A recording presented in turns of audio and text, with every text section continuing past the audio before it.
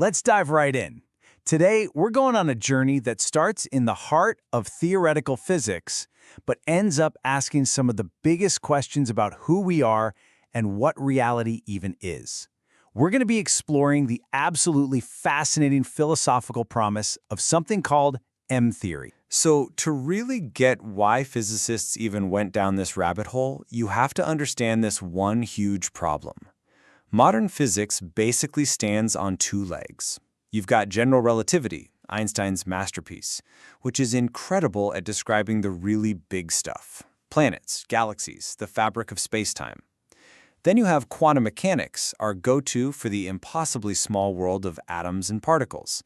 And here's the thing, they both work, like perfectly. In their own lanes, they're undefeated champions. But the trouble starts when you try to get them to work together. You know, what happens when you need to describe something that's both incredibly massive and incredibly small, like, say, the center of a black hole, or the very first split second of the Big Bang? Well, that's when they just break. They give you gibberish, completely contradictory answers. And that's a huge problem, because we live in one universe. We need one theory to rule them all, a theory of everything. And this brings us right to our first stop, the Great Cosmic Divide. This is the fundamental clash that's been the driving force behind this entire quest for decades. Okay, so the first really big idea to try and bridge this gap was string theory. And this was just a mind-bendingly different way of thinking. It said, hey, what if fundamental particles aren't little points? What if, when you zoom in way, way down, you find these tiny, one-dimensional vibrating loops of energy, like little strings? And this leads to such a beautiful idea. It's like the entire universe is a cosmic symphony. Just like a violin string can create different notes by vibrating in different ways, these fundamental energy strings create different particles based on how they vibrate.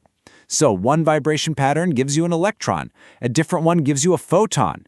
All the messy complexity of the universe, suddenly, it's all just different notes in this grand cosmic song. Which brings us to our next section, this idea of a symphony of strings.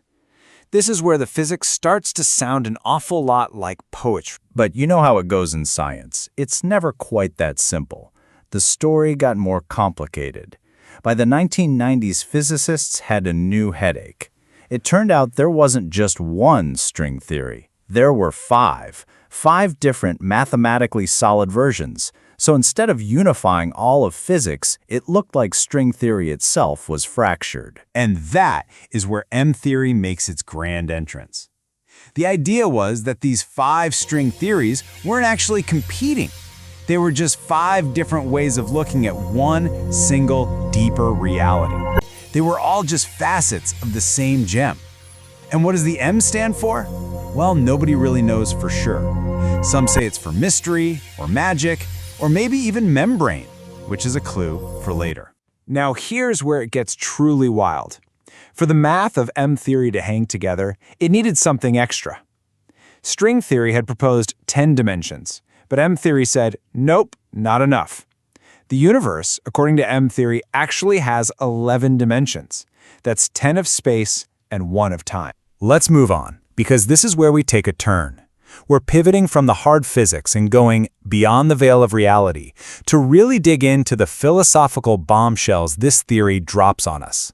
I love this quote because it captures one of the craziest ideas from M-theory. See, we usually think of space and time as this fixed, pre-existing stage, and all the stuff in the universe just acts out its part on it. But M-theory suggests that space-time isn't fundamental at all. It's emergent. The actors in the play, the strings and these other things called brains, are actually building the stage itself as the play goes on. And that just blows the doors wide open. This theory hints that the solid world we touch and see is basically an illusion, something that emerges from pure vibration. It suggests our entire universe might just be one brain, floating in a much larger cosmic ocean called the multiverse. And most radically, space and time aren't the container for reality, they are created by reality. We're living on a much, much grander stage than we can perceive. So if reality is this big, vibrant, multi-dimensional thing, what does that mean for us? That leads to our next section, And look, we're taking a bit of a speculative leap here, using these cosmic ideas as a powerful metaphor to explore our own lives. Let's talk about tuning the conscious universe. Let's just ask the question directly. If the universe is a symphony of vibrations, then what are we? Who are you? This whole metaphor completely challenges that old idea we have of being a fixed, solid, separate person. So you can look at it this way. Instead of seeing yourself as a static object, a noun, what if you're more like a dynamic event, a verb? In this view, you aren't a thing. You're a pattern, a process, a constantly changing intersection point in a huge, vibrating network of relationships and potential. This vibrational idea can even give us a new way to think about something like suffering. Maybe suffering isn't just random or punishment. Maybe it's a kind of friction. Think about it. Life is always pulling us forward, toward a new state of being, a new vibration. But we resist, right? We cling to who we used to be. And that resistance between where we are and where life is pulling us, that creates the friction, the dissonance that we feel as pain. Now, to take this idea of connection and ground it, let's switch gears from physics metaphors to the hard science of you and me.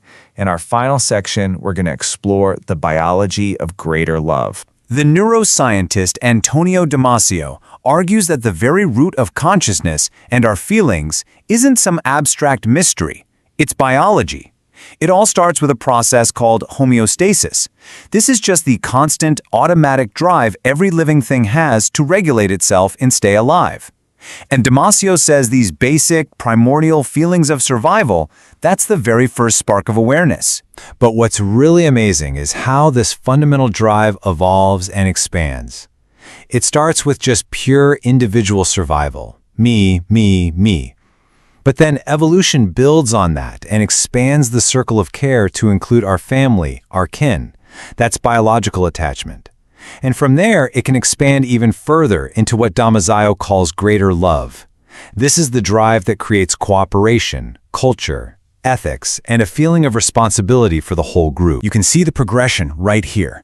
It's all built on that same fundamental force of life, homeostasis. But the circle of what we care about just gets wider and wider. From just the self, to our family, to the entire collective. It's an expansion of connection that's literally written into our biology. And this quote just sums it up so beautifully. This biological journey toward connection reaches its peak when we realize our own well-being is completely tied up with the well-being of the whole. Whether you look at it through the lens of physics or biology, you kind of get to the same place. We care for the world because we sense that the world is also inside of us. Which leaves us with one last really big thought to chew on. If we truly are a part of this vast, interconnected, vibrational universe, what if our purpose isn't some grand thing we have to go out and find? What if it's something we just are? What if every conscious choice, every thought, every act of kindness or love is you adding your own unique note to that cosmic symphony? What if our real purpose is to simply help tune the universe?